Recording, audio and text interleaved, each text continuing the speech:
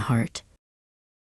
Elian stood at the edge of the dusty road, clutching the straps of his backpack.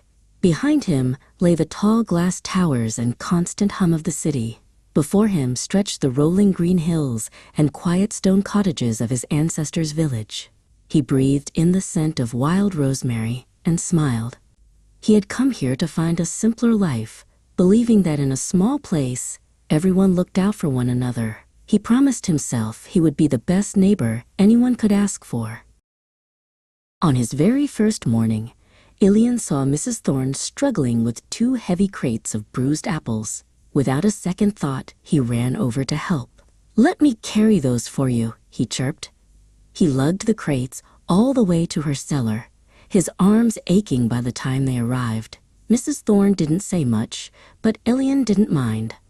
He believed that by filling the world with kindness, kindness would eventually find its way back to him. Later that week, the sun was scorching when Elian noticed Gideon, a sturdy man with a permanent frown, struggling to hammer a fallen fence post back into the hard earth.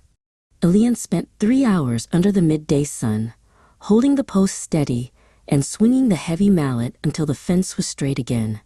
Gideon merely grunted and walked away when the job was done. Elian wiped the sweat from his brow, still feeling proud of his hard work.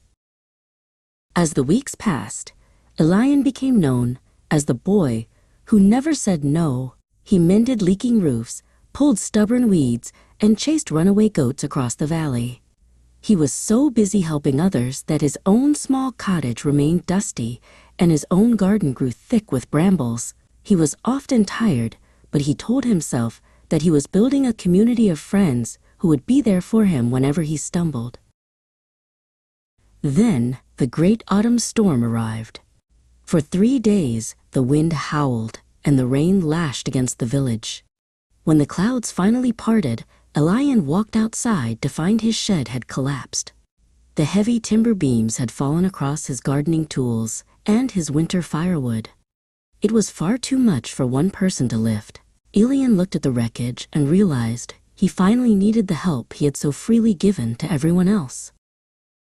Elian knocked on Mrs. Thorne's door, his clothes damp from the lingering drizzle. "Mrs. Thorne," he said softly, "my shed has collapsed. Could you spare an hour to help me move some beams?" Mrs. Thorne peered through a crack in the door. "Oh dear," she said, "I'm right in the middle of boiling my jam. If I stop now, the whole batch will be ruined. Perhaps another time?" She clicked the door shut before he could say another word.